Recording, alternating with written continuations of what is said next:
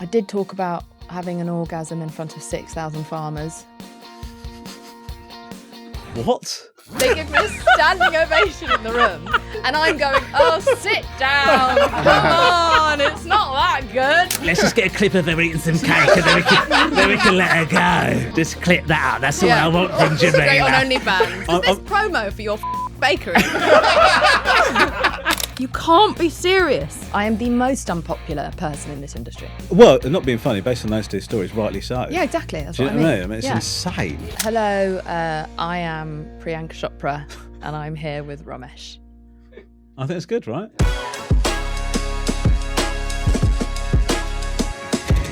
the Romesh, Ranga, Nathan show. Oh, shut up, Romesh. Just for me, can I just get the intro again? Yeah. Just With my actual name. just with one with your name. I feel like probably it's worth it. Bit weird. Yeah, I know, but Because there'll be God, some people that be fucking going, this is intense, so isn't it? confusing. yeah. She's talking about Jameela Jamil's Yeah. career, but that's not who she is. But you know, I like doing that. I met this famous director, like the most famous director in the world, at a party. I was at this award ceremony, and it was like a luncheon, and like one of the most famous directors in the world was there. Now, when I worked at the video shop, he was one of my kind of customers. He would come in all the time, and I would have bants with him. I was like, 15, 16, and then again when I was 19, 20. And he was always just really nice. I think he was shooting a big movie in London at the time, American director.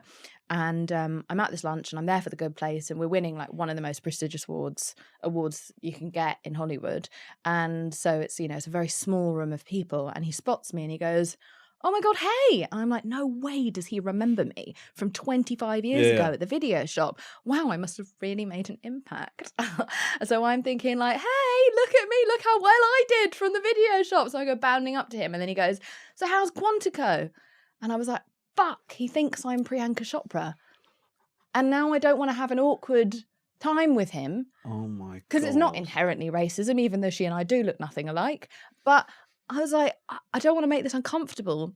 So then I just start going... You pretend to be. I struggled with the stunts at first, but I've been actually having a really good time, and I'm really loving America. And I fully impersonate her for 5 minutes, which I think is illegal. And he just thinks he had a really nice time with her, and that show was winning an award. But yeah, I didn't know what to do. I panicked. You know who's a really exciting talent? Jameela Jamil. Yeah. You should really get her in one of your next movies. Jameela, actually, Ben, do you remember when I came to your house in LA? Yeah. And do you remember I said to you, I'm with a mate, can you Yeah. come round? And you sort of said, I don't really know him. Yeah.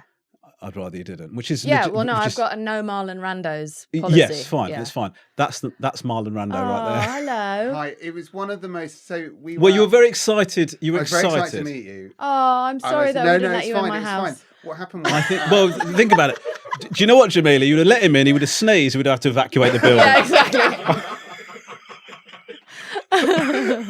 We would never have been able to sell the house. No. Yeah. It was very because it felt like a very LA cool thing to do, and like I drove Romesh up, and I was like, Oh no, you drove him up. I drove him well. up, and then he you went over and you chatted. Then Ron came back and went, No, that's not. That you're misremembering that. Jameela said it to me on text beforehand. I you said it didn't on tell me until we text. got. You still made me drive. Oh, you. maybe I did. I, Yeah. didn't That I, just- got to I the- would I got never to- look at you and be like, no, you can't come was into bigger my then. house. No, but That was what pushed him to Manjaro. He was I like, maybe prefer I was... people of the chubbier persuasion. Okay. So if anything, you had a better chance then than you do when now. You're a chunk, I rather than a sat smelly, in the- skinny bastard Yeah, that you but- I are. sat in Zanku Chicken and I had lunch, and then Oh, came back and that's picked you sad. up. That's Yeah. awful. It was kind of you to pick me up. I'm though. not sorry though, because Oh. We had a great time, didn't we? We had a great time, Yeah, but it was also great. you have to edit your conversation if you haven't seen a mate for a really long time. Yeah. I'm really awful about this. Like I'm a known bad person in this way, where I have a very strict no Marlon Rando policy, because it changes the conversation you can have with your mate. Because you're having to now edit yourself. You don't know if you can trust the person that's with there, or if they're going to be funny or catch the banter or know the kind of... If it's an old friend that I'm seeing after a long time, then I'm particularly protective over the friendship conversation, over the quality of the chat. That makes sense.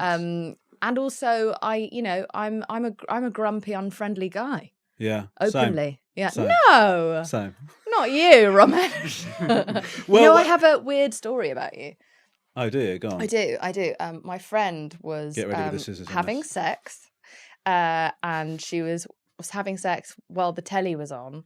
And so some innocuous program was on and it was fine. And they were having sex. And then like they're really getting going. But unfortunately, the show ends and then the next show comes on. And it's you getting a colonic. What happened? Climax too quickly? Or off. Oh. So badly. Yeah. Oh, listen. Just like this, watching like all sorts of chunks coming out. Yeah. What a nightmare. What a nightmare. It So was- it's yeah. she's now traumatized by your name. Oh, I'm sorry to hear that. But imagine what it's also, like to be my wife. but Every also- time she has sex with me, she's reminded of me. But also, what's going on? Why are you having colonics on TV? Do you need some money? Yeah. Yeah. No, I can tell you the honest story about it. Yeah. Is that it was with Rob Beckett. We're doing Rob and Romesh versus basketball. Yeah. So the problem that we had with that show was that everything we were doing was too fun. Right. And so one of the rules of that show is that we have to do something Uncomfortable. Yeah. And so we thought we're in LA, they're into colonics out here. Why don't we get a colonic? And I'm going to be honest, I have you had a colonic before? I have had one colonic. And, So my arsehole wasn't the same for a while after that. What do you mean? Like I was just looser. Were you getting complaints from your wife? No, not any more than usual. But No. but I just felt like How I was do you nervous know if to your laugh. arsehole's looser? Just because like you sort of think if somebody says something funny, I might shit myself. Right. Do you know what I mean? Oh. Do you know what I mean? And like I'd go to the toilet and I'd be there for like 11 seconds. Just everything just it's like I opening don't a know. fucking They used quite catch. a small thing with me because I've got a bum hole like a tiny cat. Have you? Yeah. You got a Yeah. cat bum hole? I've got a cat's asshole. Yeah. Really? It just like How does that it just affect your sort of life? Stopped. Huh? How does that affect your life? Not at all because I Right. don't even try anal. You know? Okay. I've tried everything else in like the universe of opportunity, but not that because of my tiny little bum hole. Yeah. Yeah. It's too frightening. Yeah, I Isn't it? poo like a little rabbit. Do you? Yeah, just a little Does rabbit. a little piss. dark Yeah, yeah. matter. Yeah, in the heath. I go. Cool.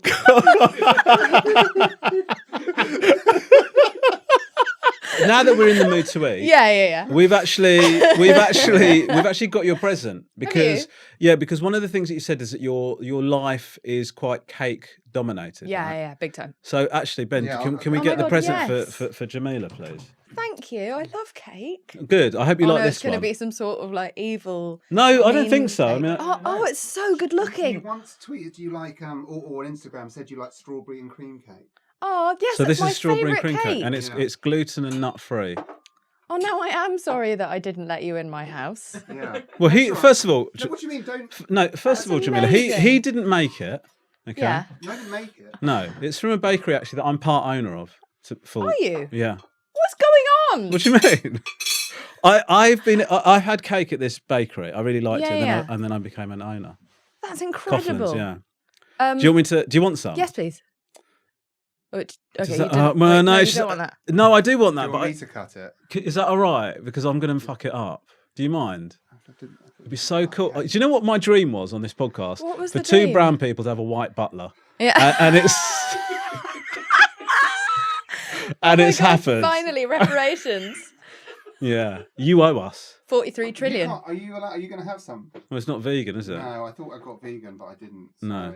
That's quite good, actually.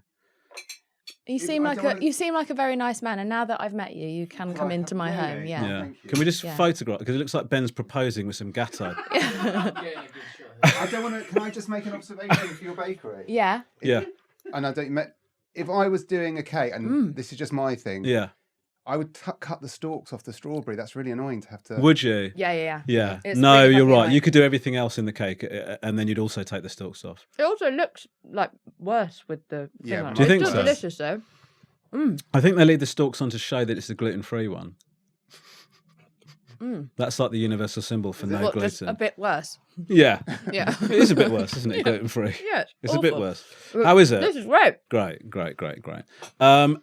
Listen, thank you so much for coming on. Am I leaving now? Yeah, it's been great. Oh my God, it was such a great chat. Let's just get a clip of her eating some cake, and then we can let her go. Just clip that out. That's all I want from Straight on Jameela. OnlyFans. Yeah. Just get to tuck into it and say it's nice. Is this promo for your fucking bakery? Can you just? Do you mind just saying? Do you mind just looking down the camera and going Coughlers, and that's it, and then we're done? No, I'm joking. Fuck off. We can dub that over, can't we? Yeah. How do you feel about doing interviews? Because I'm a little bit nervous because I know that well, because I don't want to upset. Not that I don't want to upset you. I don't think I want to upset you, but I want like the Hulk. I want this. I want this interview to be a pleasant experience for you. I love you, and you can do no wrong. Thank you. That's very sweet of you, and I love you too. But you haven't always had great experiences with interviews, have you? No, I haven't always had great experiences. I'm fine when it's podcast. I'm fine when it's live. It's when I allow someone else to interpret my words in print that I get fucked over every single time. So what and sort of thing are we talking it is here? the most maddening experience. So you'll go out with a journalist, like have lunch, have a lovely time. They will act like they're your best friend, and then they will decimate your entire character in print afterwards. And it's like, you know what bothers me is that I hate everyone. So I'm so fine with being hated by other people because I probably hate them too. Yeah. That's fine. As a practice, I have no desire to be liked by anyone. If anything, it's stressful to be liked by people that you don't like. Yeah. So I'd rather they just have the fucking balls to write an I hate Jameela Jamil piece. Yeah. Rather than couch it as some sort of interview where they met me and I in any way confirmed anything. And so they never even use what I've said. They just disregard all the time I spent talking to them about thoughtful, interesting things that I think the reader would benefit from hearing. Yeah. And they just write everything they don't like about controversies of mine from 15 or 20 years ago. Yeah. And so it feels like they've just copied and pasted like the worst section of my Wikipedia, which is edited every day by my primary school bully, who I haven't seen since I was 9. I'm 39 now. And he's still obsessed with me and and every time we change my Wikipedia, he changes it back because he doesn't have a job. And actually, at this point, it's a slay. Like, that is, I was angry, and now I rate him. I think that's but I think that's a victory for you. Yeah, no. Yeah, it is. Nah, I've lost jobs. Oh. Because people are like, oh, she's mental when they go on my Wikipedia. Oh. But I really appreciate... But hold on, Jameela, first of all, you've had loads of success. If you go to a casting and somebody goes, God, she absolutely nailed that. But do you know what? What will really seal the deal? Let's have a look at her Wikipedia quickly. Because that for me is what's going to make my mind Either up. way, it's fine. It doesn't matter. I generally, en masse, I consider it net positive because I find it flattering and funny. Yeah. But that's what journalists keep doing. And it's in particular because men can't get away with doing that to me because there would be a million think pieces calling them out for being a misogynist. Yeah, so we've got to be careful on the So they edit for this. send women to do it instead who get more access to me. My guard is down. So do you think women are used as misogyny proxies? Yeah, totally. They say when the patriarchy can't reach you, it won't send a man, it will send a woman. Oh my God. And I was like, that is fucking harrowing. But it is true. And so like women just need to check ourselves about what we're contributing to in society. Because all of the worst shit I've dealt with in this industry has come from other women. And that makes me really sad because I love women. But you won't be interviewed by them now? I will in any medium apart from print. Oh, fine. I won't So you really wouldn't be not go on a interviewed by podcast? I'm not going to be interviewed by anyone. But women are more, I feel like they've got more license and benefit of the doubt to rip me to pieces. Yeah. And write like really sexist things. Like there was a point in my last interview where she said to me, she just asked me a question that was incredibly offensive, and I said to her, I was like, I don't really want to answer silly questions. I don't think we should give them oxygen. And she writes about the fact that after that I move on, and she's like, her claws retract. And I was like, if a man, when I politely when I politely draw a boundary in an interview that is about a Disney Pixar movie that I'm promoting, and you're asking me a very personal, weird, invasive, rude question, and I say politely, I don't really want to oxygenate like foolishness. Yeah. To write that my claws retract. Yeah. Like, if a man wrote that, he would be ripped to fucking pieces. Yeah. But a woman felt safe to write about me like that. And feminism is about equality, right? Feminism is not about being like, oh, we let men get away with things. Yeah, no, but it's also like, so in the same way that women deserve to be paid the same as men, women deserve to be called out as much as men if they're doing the same shit. Yeah. And so that's how I That's exist equality. that's equality. Yeah. Equality means you don't get away with shit just because you're a woman. Yeah. Like, you have to be called out. You're perpetuating the same stuff. You have to be called out. So I did, and I have never felt better. Good for you. I really feel like I thought I was going to get a massive backlash for it because I dared to criticize women, but it has to be said, like, we can't have the call coming from inside the house as well as everything else we're fucking dealing with. You're quite ballsy though. Like, I'm a maniac. Yeah. Well, I wouldn't say That's that. right. Do you know But what I know mean? you privately think it. No. But like, but what I do think is sometimes, you know, I'm a comedian. Part of the job of a comedian is to poke common thinking and unpick it and stuff like that. But but I, even as a comedian, get nervous about saying certain things because you know that you're going to get loads of shit. If you don't mind me saying, you don't seem to give a shit about that, right? And it has led to you said you didn't get backlash for that, but you have had backlashes in the past, right? Yeah. And if you post something and then like all of the comments are like, you'll get comments. I get comments every day, obviously, from people that hate me. It doesn't feel great. Like, you can thicken your skin to a certain level, but obviously when you just think I'm just trying to do my job or I'm just trying to do what I want, and people are getting really angry about that, does that not upset you? I mean, do you? But you know what's get interesting? Yeah. Is that I get en masse support. The media will find one or two comments that disagree with me, Right. and they will write then that I divided the internet or that I had a backlash.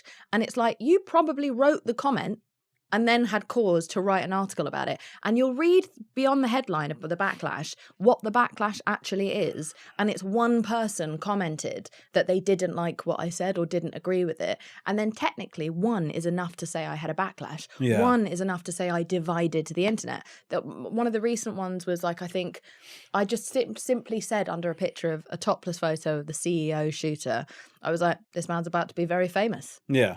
Because he was literally about to be very famous, and then I was right, like a psychic. Yeah. He became very famous. Yeah. And or I was like, his man's about to become a star, meaning because he's very handsome, and women are going to lust after him.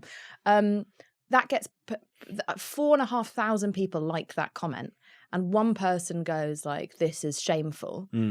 And the Daily Mail writes like, Jameela Jamil called shameful over tweets about the CEO. I got more headlines than he did, and he actually shot the CEO allegedly. Like, I didn't shoot anyone, and I got more headlines than him. Yeah, but you do get trolls though, right? Yeah, sometimes, but not that many. Like, so that's a lot, exaggerated. The You're saying media that's writes it exaggerated. up as a lot to fine. kind of make it seem like I'm this divisive figure. Yeah. En masse, people generally agree with me because I'm really just calling out very obvious things. I'm not a profound thinker. Yeah. Well, you You said very quickly, I might add. No, sorry. Can we hold on, do it again? No, I'm you not are a profound thinker. God, no, absolutely not, Jameela. You are a profound thinker. Oh, That's thanks, a Ron. ridiculous thing Oh to say. gosh, I didn't see that coming. Thanks. I had no idea you felt that way about me. No, I do. Like, Aw. honestly, if you look up profound thinker in the dictionary, there'll be a Is it picture me? of you. Yeah. Oh, wow. Almost certainly. In Thanks. some versions. Yeah. Like some niche ones, like underground ones.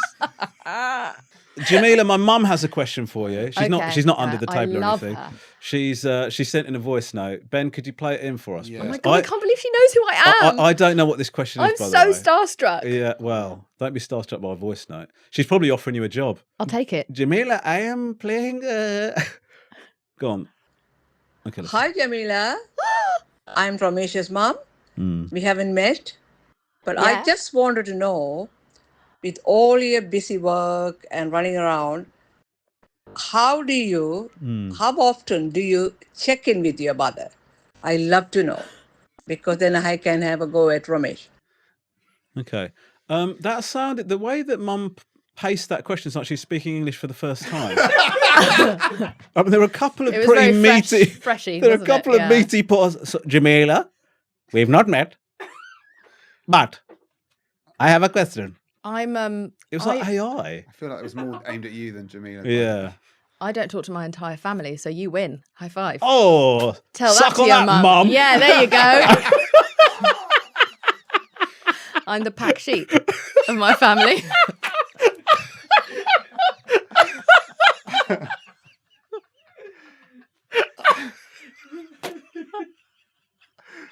Please keep that in. It's unbelievable. The pack sheep. Oh God, I'm calling. Oh you. God! call Don't her. call her! She heard that, Jesus and now she's calling. Oh, holy shit, that was Yeah. so funny. Fuck me. That's the best thing I've heard in months. Genuinely, that's so good. Because I'm quite a devious person, I also call myself Pacchiavelli, but we don't need to go into that. So. Ben, you say it. No, I'm good. Yeah. Thank you. Though. Now, when I came round to see you and you told Ben that he couldn't come in, that was around the time that Ben and I were about to do this show in America for Showtime. Yeah. As part of trying to break America, I guess. Sure. And it failed, obviously. You're sitting with me and doing a podcast. Is it unbroken? America is unbroken. I would say unmarked. Right. I would say America didn't notice any of the blows that we rained upon it, you know? That's America's loss. You could because you're a gem. sell America as brand new. Do you know what I mean?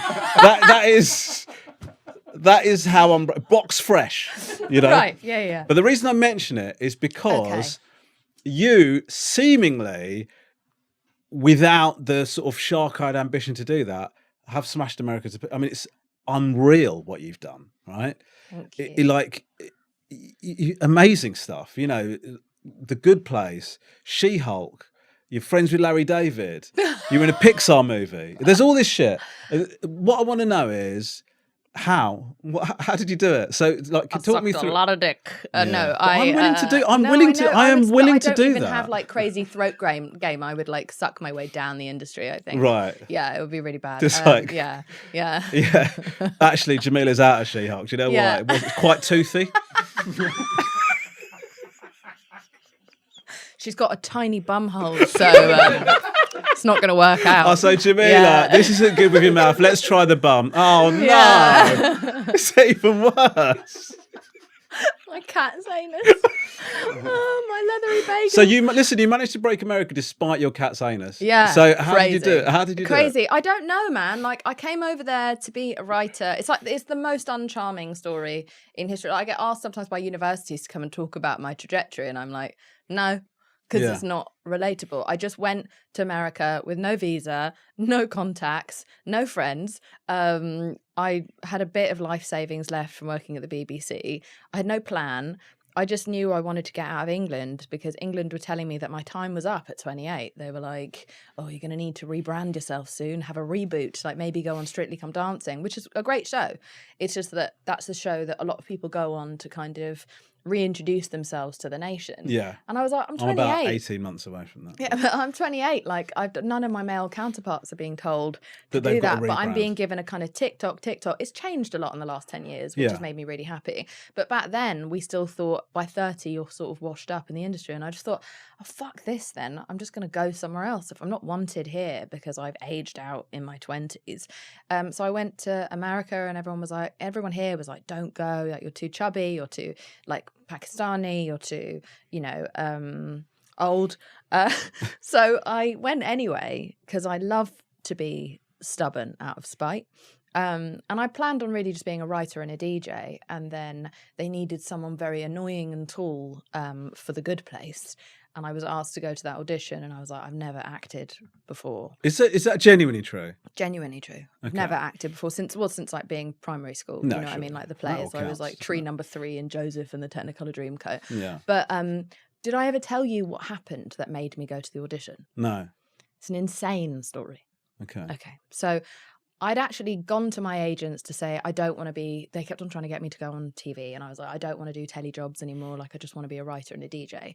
And so they have this huge intervention with me. I'm at UTA agency and I'm in the ground floor and there's a glass, it's a whole glass office, like a kind of fishbowl. So you can see everything out and everyone can see in.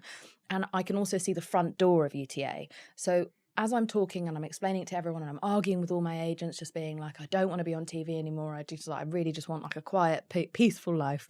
And they're like, no, but there's all these opportunities. And I was like, no, I don't want to do them. And this woman walks in. And as she walks in, I'm like, fucking hell, that looks exactly like my school bully, like my worst school bully from secondary school. Not but the Wikipedia one. It couldn't be, no. No. But it couldn't be her because why would she be on the other side of the world at the same time as me on the same day? She's not even in this industry, Yeah. surely. And then she stops and she clocks me And then she waves and I'm like, oh my God, it's my childhood bully. So I slip underneath the table and freak out because I'm immediately 12 years old again. That's because a it head never fuck. Yeah. never goes, right, when you're bullied at school.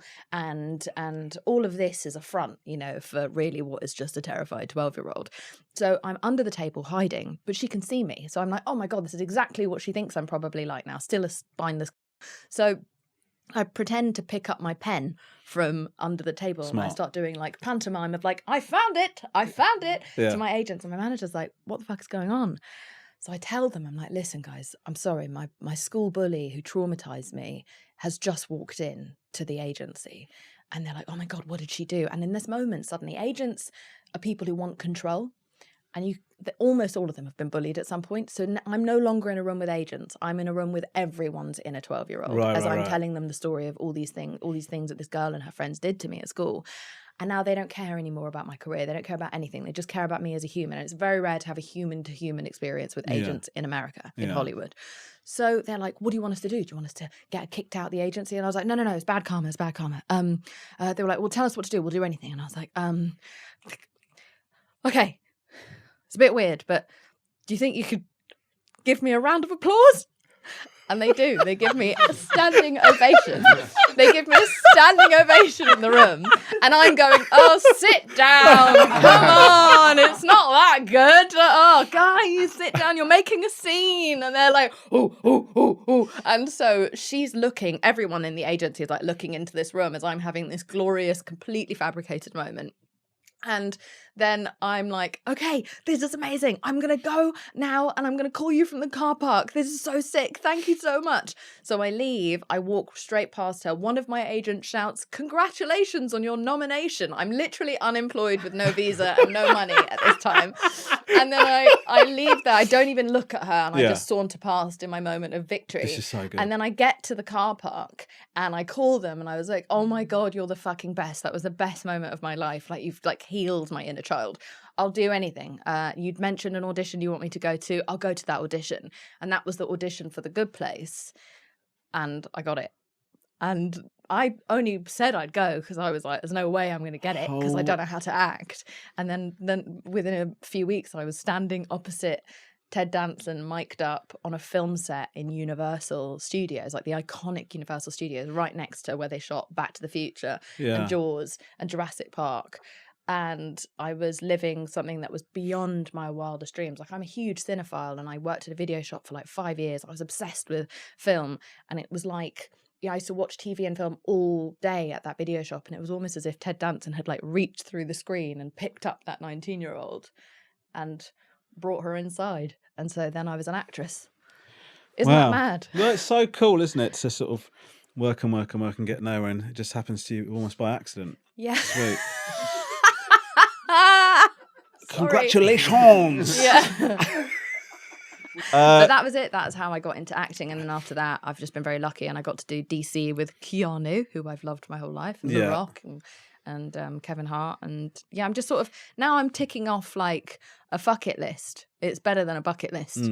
It's a may as well try. Like, I don't know what I'm doing. I still don't know what I'm doing. I didn't know what I was doing when I did T4. I was an English teacher who got street scouted after an argument with what I didn't know as a TV producer. And he gave me the email address to like send in a cover letter. And then I got T4. Like, I have no idea what I'm doing. I am the most unpopular person in this industry. Well, not being funny, based on those two stories, rightly so. Yeah, exactly. That's Do you what know I what mean. I mean? It's insane. It is insane. So, I don't know, but I did have a very, I had a difficult childhood and stuff. Sure. So I feel like the universe has just been like, fuck. Yeah. We really fucked her. Let's make up for it. So I feel like my luck's going to end on February 25th next year. Okay. So I think like my first 20 years was so bad that then the next 20 years was amazing. And now I'll just be like normal and shit like you. I'm going to learn what it's like to be immortal. I'm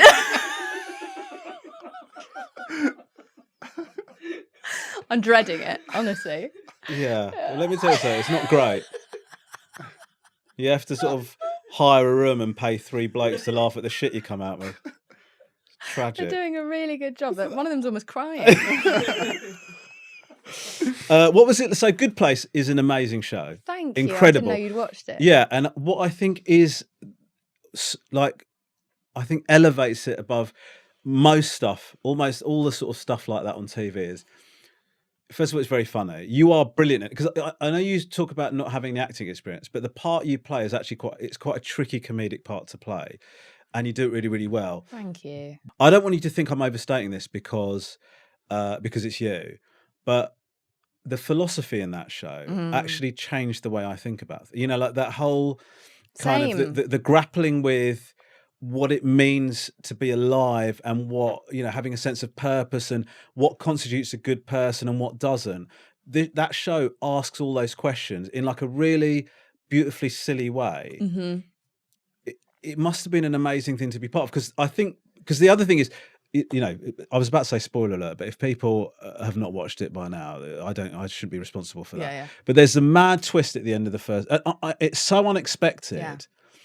And I think that's the point on which you go, this show was high concept before, but now it's going into another. Did you know that you were making? No, we did. We weren't told what the twist was, so it wasn't until episode 11, and we only shot 13 episodes, that we were told, because they didn't want it to inform our performances. Right. They didn't want us to have any kind of hidden innuendo under anything. Got you. That you're trying to layer something in. Yeah, they didn't trust us to be talented enough to carry it off. So they just kept us in complete darkness. And then we found out about 2 weeks before we shot the finale. I think the clip's online, isn't it? Yeah, of you guys finding There's an out. amazing clip of us finding out, and we're stunned. We are stunned. Yeah. They kept it secret. They wouldn't tell us. They also didn't want to tell us because they were worried we'd tell other people. So they just told Ted, and he told fucking everyone. It was insane. He's got the loosest lips in the industry. It was mental how many people he told. Yeah. But it was an incredible thing to do. And that show was very formative for me. I stopped killing insects. That's good. I wasn't doing it like a serial killer, right? No. I'm gonna pick the wings. But it was more of a just like, go out of my house. So I don't do that anymore. I save them. The point system exists firmly in my head all the time. Okay. And I'm always asking myself, like, for example, when you donate money to a cause, they're like, do you want to put your name on it? And I immediately think about the show where it's like, is it true altruism? If you want to be acknowledged for it, like, should it be silent? So it constantly lives with me. It's the most formative thing I've ever done. That transformative thing I've ever done. Yeah. And I think it made me just like a 5% better person, which is, you needed it. But like because the truth is, like, comedy is sort of seen as disposable, isn't it? And like, what was interesting about that show is it wasn't. Do you know what I mean? And I think that's it makes it kind of special. Well, also, I think what makes it special is the fact that it seems to be like one of the last of intelligent shows that are being made, where they don't underestimate the audience. I don't know if you're aware of this, but there's something called second screen viewing. Right, so it's a directive that's being handed out by big studios to filmmakers. Please, this sounds like what I'm really hoping it isn't. It is exactly what you probably think it is. This is something that stands up to... Which means that you have to acknowledge that people are on their phones the whole time they're watching telly. So you have to simplify the plot so that they'll be able to follow along while they're browsing on their phone. So that's why you'll notice now in random, like in TV shows, even with good actors, they're saying really obvious things about what's happening. They're laying out the entire plot line and all of their emotions and motivations. Like, the language has become really bait and on the nose. And that's because they're being told, the writers, that they have to write in a way that someone can carry on with doom scrolling or shopping online while following it in the background. So nothing can be too complex, nothing can be too high end. It has to be like we are purposefully dumbing down content, and that is leading to a less nuanced, less interesting, less thoughtful society. But the Good Place was like the perfect way to, like, it was the spoonful of sugar that helped the medicine go down. It said so many important things. One of the most important things about The Good Place is it's got all these different people with very different backgrounds. Like, there's no way that the character Eleanor isn't a Republican, and then Chidi is like a Democrat or whatever, and like Tahani is an elitist aristocrat. Like, all these people from different backgrounds, different countries, different cultures, all having to put their differences aside to get to a better place. Yeah. And we're in a society that is just obsessed with labels and differences. especially on the left, not just the right, Yeah. where we're all just like, you know, we're so defensive and we don't get anything done because all we do is spend all of our time working out what we don't have in common with each other rather than the vast majority of things that we do have in common with each other. And so I think The Good Place, the reason people watch it like 4, 5, 6, 7 times is because it's a subliminal reminder that you can't have everything in common with people, but as long as your fundamental humanity like links, then you can do better when you work with one another. Yeah. No, it's amazing. Everyone's become such an insufferable. Yeah. No, And I was one of them, you know. I led the charge in insufferable. Yes, I mean, it was you were a Yes, that was a pioneer. very quick yes. You're Yeah. you're a pioneer in many ways. I'm not profound, no. I was an insufferable yes. Can we just switch those responses round when it goes out? But you know, like I was very like scoldy and finger pointy because I had all this anger and I was speaking from the wound, you know, rather than the scar. They say, you know, when you're actively still hurting and then you're speaking out in a way that's very inflammatory. So I got really celebrated for that, and I got put on like Time Magazine's 25 most influential list next to my good friend Donald Trump, and I got, you know, like I was on the cover of Vogue and I was called the feminist hero we need. So people watched me get rewarded for being like, nah. And so I've been kind of walking that back for the last 4 years and just being like, all right, actually I was wrong. And that was the wrong approach. And it pushed people away that I most needed to pull in and open the minds of. And we have a massive change to make in the left. So I'm on my mea culpa tour. It's interesting that because like the problem is attention is a currency, right? And if you don't do that, what you're talking about, that's sort of like this is shit. And the algorithm favors outrage. Yes, exactly, and it doesn't favor nuance and you know, looking at it from all sides and all of that. So it's a harder path to tread, really. It is. But then maybe I find a smaller audience and we just do it grassroots. It's better than contributing to this shit show that like your kids are going to have to fucking grow into. And I'm also doing more comedy now. Like I've stepped away from some of the more serious stuff I do. I still obviously maintain like the social advocacy stuff, but I've been going back to comedy. I've got a new podcast at the moment that is just pure unadulterated silliness, because actually right now I feel like the world is such a dumpster fire that we need lols. We desperately need lols. We need some escapism, and I think people feel guilty about looking away for even a minute to watch something distracting, like you getting a colonic or my podcast. But it's very important. Yeah, listen, you're doing a podcast, I'm getting colonics. It's you're doing a podcast, I'm on your podcast talking about your colonic. True. It's Inception. It is Inception. It's Pooception. It's shit content Inception. Ben Green is obsessed with Larry David. Oh yeah.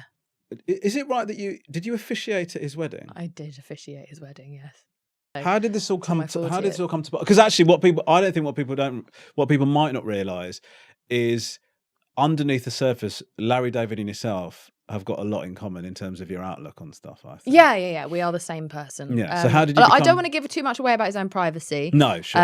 It was a panicked moment on a quiz where it came out of my mouth that I said it in the first place. But I met him. I didn't know who he was. I thought he was a Bernie Sanders impersonator on SNL, which is my bad. But Curb Your Enthusiasm wasn't on Channel 4 when I was, coming up. I get it. And I didn't know he wrote Seinfeld. I just wasn't aware. He just wasn't in my, lexicon. So I was like asking him like how he got that role, or like what he's going to do if Bernie dies and stuff. And he thought I was kidding.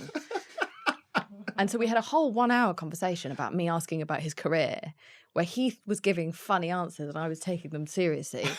And he just thought I was doing satire. It was he just thought you were hilarious. Yeah, and so we had a really like funny Kaufman-esque commitment to the bit. Yeah, so we had this really funny chat, and then we just became mates after that. Like once cool. I started to understand. So it's all by accident, wasn't it? Totally, but everything's by accident. Yeah, Romesh. so it must be so cool to have things just fall into your lap like that. Yeah, it's crazy. Cool. It's been a funny one. I don't know how you feel about this, but like, I get asked a lot about how it's been to be a brown woman in this industry, and for me personally, I've just had quite an all right time. So I always try to not. Yeah, listen, I try don't think I try not to play a the card card that isn't relevant to me in this. But what do you feel? So I feel like the same as you, that I can't really comment on difficulties I've experienced as, you get racism online and stuff like that, but that doesn't stop you getting jobs. So I can't really comment on it being harder for me. or what it's like, you know. But the thing that I don't know if you've ever engaged with the idea of like, for young brown women growing up, seeing somebody like you, and this is something I've not become conscious of, but something a friend of mine told me to engage with a bit more than I do probably, is that for when I was growing up, you know, we're both comedy fans. Yeah. When I was growing up, like, I remember watching Goodness Gracious Me and then thinking, I wonder what's going to happen next. And the answer is nothing for 20 years, right? Or have, like, it just didn't happen. And so for a young, you know, for brown girls growing up and seeing you do what you're doing, do you think about that at all?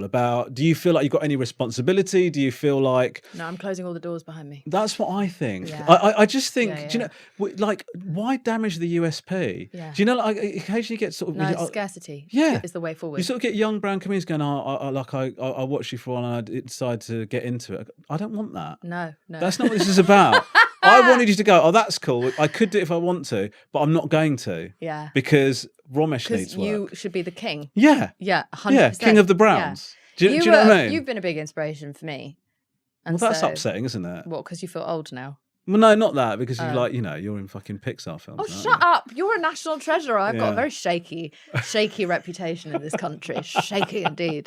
But I think the biggest thing for me is that I don't want young brown people to hear all the time this discourse about how much harder it is for you if you're melanated. Like, it is true. There are going to be discriminations. There are less parts available to you. There are difficulties. There is, you know, there is an amorphous kind of discrimination that exists within the industry. Yeah. But I really feel like if we go on and on and on about it all the time, or hyperbolize it sometimes, even when things are getting better, and we do have like wonderful young talents and like Maya Jammers and Clara Amfo, like all these different girls like coming up, I don't want to scare young brown people off from even trying because they think it's just going to be like a big like Hunger Games of racism. Like, it can be brilliant. And I think part of it is also your mindset. I don't walk into a room as an Indian, Pakistani like woman. I just walk in as me, not knowing why I'm there.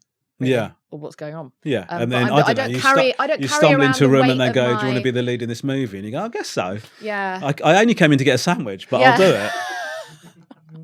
Yeah, no, I'll stand in. But you know, I try to not walk into any room whatsoever burdened by my identity. I think we've become obsessed with it in a way that is actually starting to put young people off trying. Yeah. I hope people look at yours and my career and realise that we got to do what we loved. Like, we've gotten to do such ridiculous things for money. We didn't have to get proper jobs after we were a certain level of adult. We're just children, you know, overpaid children. Yeah.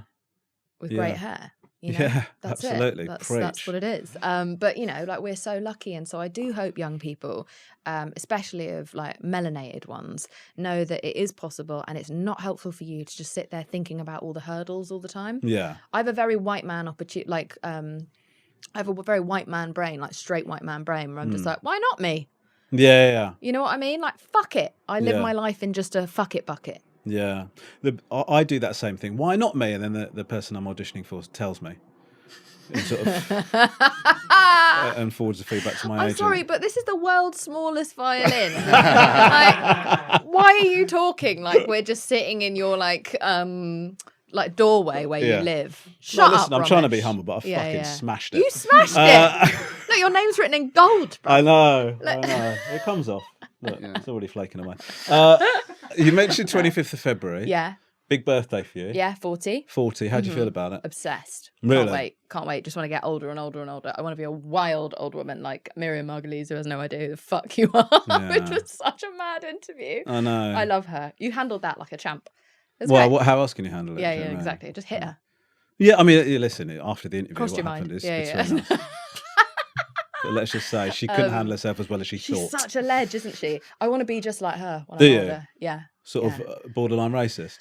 Is she borderline? Just kidding. Racist? No, she's not. No, there's no borderline involved. No, she's I'm kidding. I'm joking. No, she's a. I'm joking, but I don't know what she does. She's just a wild older woman, and I get like a bit sad at how much women my age are like worrying about growing older or getting sad about getting older. It's like, why the fuck would anyone want to be in their 20s ever again? Like, even if you think you're having a nice time in your 20s, you're not. Yeah. Even if you think you are, wait till your 30s and 40s when you actually start to understand the world. Obviously, that brings like life and children and Yeah. difficulties and rent and tax and blah, blah, blah, blah, blah. But it is so amazing to get further and further away from my youth. I love getting older and I want to look my age. I want my age to face like my face. I want my oh god, I think old age is happening right there's definitely now. early signs of dementia. Yeah, dementia, I call it. Yeah.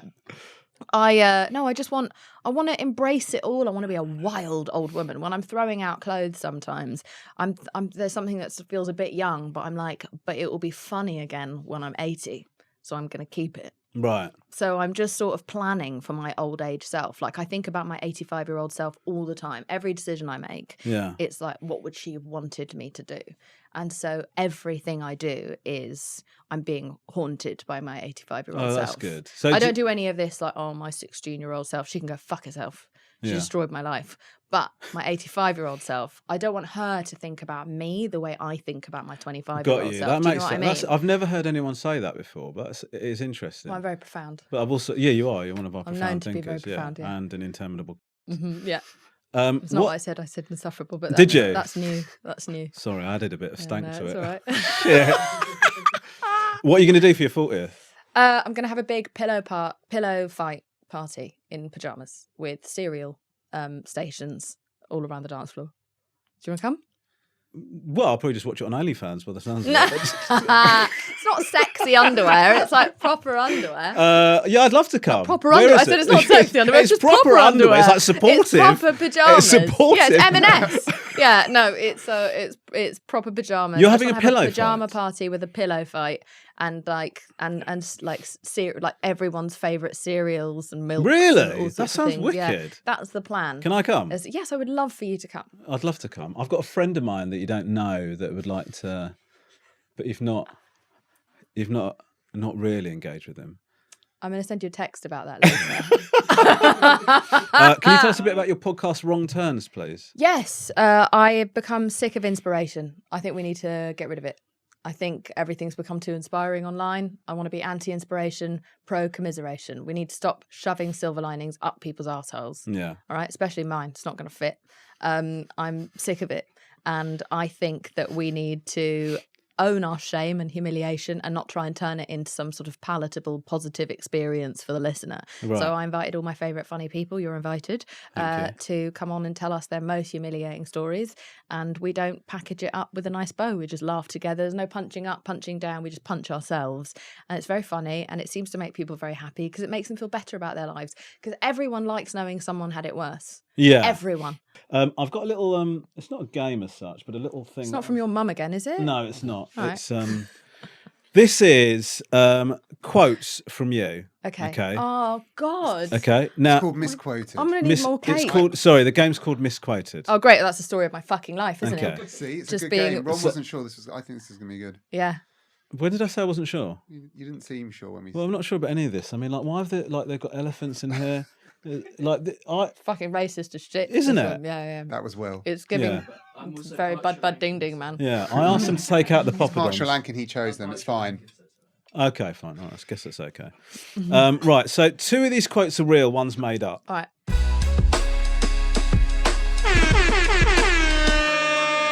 It's misquoted.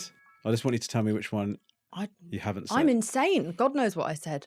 Okay. This first one. Yeah. I took so many laxatives, I'm amazed I still have an arsehole. That is true. That's 100% me, but go on. So what happened? You're taking laxatives for like weight loss or something, are you? Yeah. When I was a kid, I had Okay. anorexia for 20 years, and so I was a laxative addict. Okay. And shit fire, but this. But you've still managed to keep it quite my pucker, leathery haven't you? bagel is quite tight. Yeah. Still, Well imagine done it on was probably that. fully closed before Yeah. then. Yeah. It's like when you use a handbag a lot, it starts to. Do you know what I mean? But Yeah, you're yeah, like yeah. still No, good for you. it's man. tight. Okay, this next one. This next one. I am what you would call a serial erection killer. Yeah, 100% true. I met Harvey Weinstein and he didn't try anything.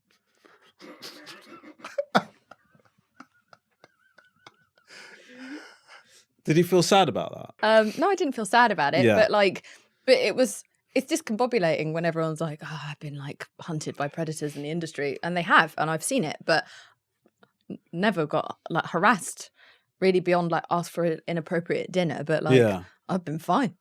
Okay. I've been fine in you know, go to enough brunches and you're like, God, I really like give off a weird vibe, I think. Like, I'm grateful for it. Yeah. But like, I give off a fucking weird vibe. Like, I've only kissed 6 people ever. I'm 39. Like, I've only kissed 6 people ever. Is like, that my really? first kiss was when I was 21, and I've kissed 5 people since then. I've shagged 5, so 5 for 6, slut. Love it. But yeah, so I've got like good odds, you know. Yeah. But Is that an no, so I just. Pardon? Is that an exclusive? No, I'm always telling everyone that I never got fingered till I was like 23. But it's my vibe. I just like, I'm a serial I love erection the way you threw killer. that fingering fact just out there. Oh, there's for you to have. This is why you have so many fucking terrible quotes from me, because this is what my brain is like. Yeah. 23 fingered, wasn't it? I'm trying to think when I first got fingered. You're thinking when you first fingered me. No, I'm Yeah. joking. Let's not put that out there. God. Okay, well, we know this one's false because 2 of them are true. Yeah, If Karl Lagerfeld designed a personality, it would be cruel, allergic to carbs, and women over 30. No, but I think I said worse stuff about him. Yeah, you said he's a ruthless, fatphobic misogynist. Yeah, that was it. And a racist. Yeah, so that's good. Yeah, this is so there you go. Islamophobe. So Yeah. our quote we made up was was way nicer than what I said. I was annoyed, isn't it? But all this all this Me Too movement and all this activism from liberal celebrities, and then the Met Gala happens, and they're like, "Oh, let's design the entire theme around a man who hates Muslims, who hates the Me Too movement, who victim shames all the women, who hates fat people, who's mean about Adele, our Lord and Saviour, for being in a bigger body at the time." Like, why are we all celebrating this man? Like, when we freak out if anyone says anything wrong and we cancel them from the industry, but he gets a pass when his comments were like 3 years ago just because he's dead. Yeah. So I probably alienated my industry a bit when I said that. Well, I don't give a shit. It's worked out all right, hasn't it? Yeah. I don't like them either. You're in a Pixar film. Okay, so final question time. Go on. So you've been interviewed a lot. You've Yeah. talked a lot in interview, and you know, you did podcasts, and you know, as we said, you sort of every time you walk into a room, you get some sort of leading role in a Hollywood thing. But the team have decided that we need some sort of viral moment or exclusive. So it doesn't have to be spicy. Mm-hmm. It doesn't have to be borderline illegal or anything. Just something you've not said or a fact you've not delivered in an interview before would be amazing. But if you can't think of one, that's also fine. A fact I haven't said publicly. Or you can take the before. alternative question. What? Well, if you can't think of anything, I've got an alt question for you. Well, I'm scared of that. Let me think of an exclusive. Put some music under this. Exclusive. I've really I've really given it all put away yourself out there, I mean. the public in 17 Even years. in this podcast, it feels like there can't be anything. No, I know. God, what's left? What could possibly be left? I did talk about having an orgasm in front of 6,000 farmers already. What? Do you want to know? Yeah. I mean, it didn't make it. I'm sorry. If somebody says to you, I had an orgasm in front of 6,000 farmers, and then you go, no further questions. How lacking in curiosity would I have to be? So when I was a DJ in England, I Yeah. used to DJ for the Young Farmers Ball, which Right. is like, because they don't get Raucous, weekends. that one. Yeah. Mm. They don't get weekends, and so like they live it up like it's New Year's Eve every few months. And there's all sorts of themes, like where's Wally, where they're all dressed as Wally, and then they're just drunk and can't find their mates because everyone's dressed identically. But one time the venue was so big that they had these ginormous speakers, and there was nowhere to put the decks other than on top of the speakers. And I'm a sensitive young woman, or I was at the time. I was 26, I think. And I had to DJ on the speakers, but the vibration of the bass was, awakening something in my groin area, and so I in my vag, and so I started having an orgasm in front of 6,000 people, and I'm trying my best to cover it up, but it's very intense because I'm playing like Dizzy Rascal, so it's like some people think I'm bonkers, and I'm just like, and my And like my tour manager runs over and he's like, "Do you need like with my little inhaler, my asthma pump?" Yeah. And I'm like, "Go away, it's fine, just go away."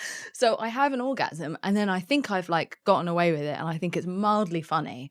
But then once women pop, we're like Pringles, we can't stop, and so it happens again. That's not been my experience.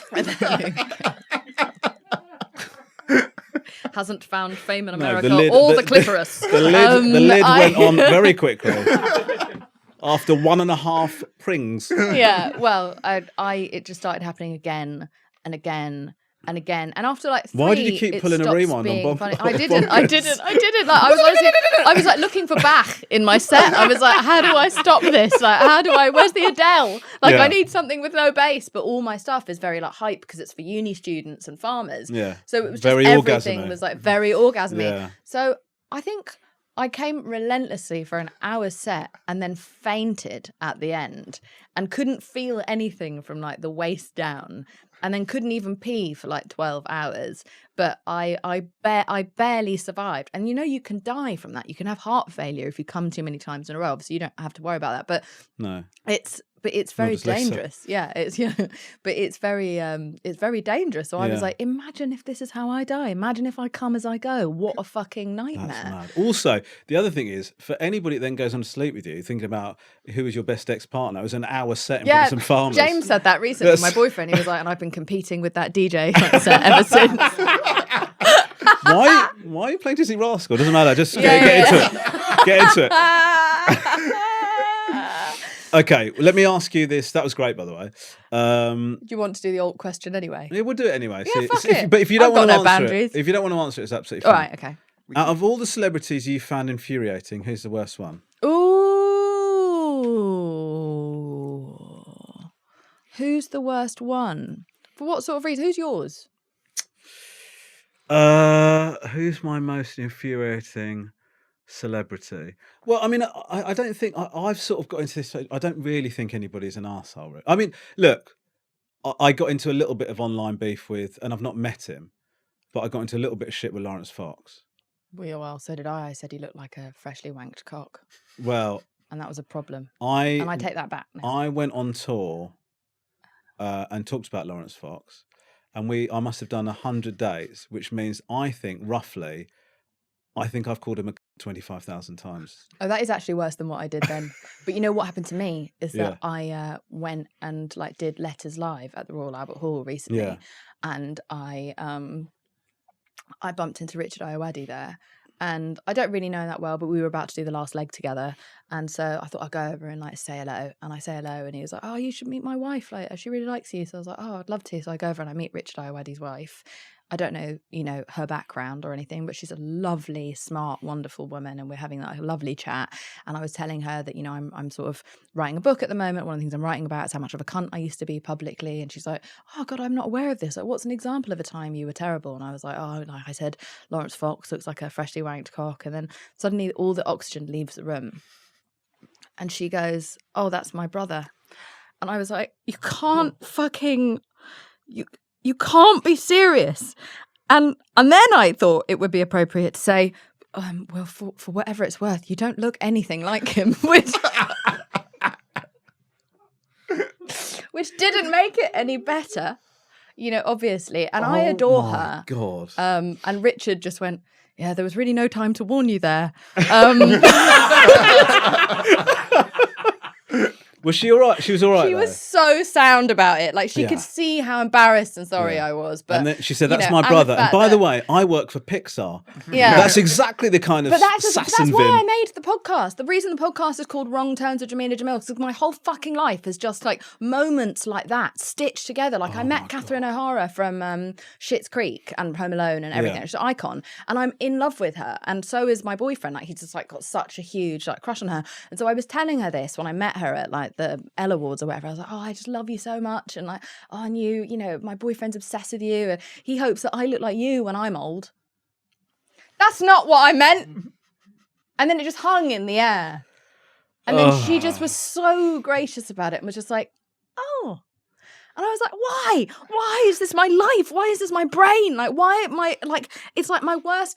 the reason I don't care about like being trolled from the outside is because my main op is coming from inside my own brain. Like the call is coming from inside the house. Like I came in front of, why did I have to come so many times in front of 6,000 farmers? Like I'm a private person, obviously not about my stories, but like so many times sexually I'm quite private. I call myself Frigid Jones. Like, you know, like I don't know why this is happening, but my life is just so the podcast covers a series of these sorts of things that happen. Like just disaster follows me all around. And by the way, I was just telling you that since I fucking uploaded the podcast into the world, I've sort of triggered some sort of phenomena in the universe where bad things now keep happening to me. From the second I uploaded it into the system, I then went and did one of my mates' podcasts, and he's like, oh, it'd be really funny if you let me write balls deep across your throat in like a red tattoo. I told you that would have been good. Yeah, exactly. I'm up for anything. So I was like, yeah, it'd be so funny. And I had to be interviewed by Martha Stewart, the Martha Stewart, in the morning on stage in New York.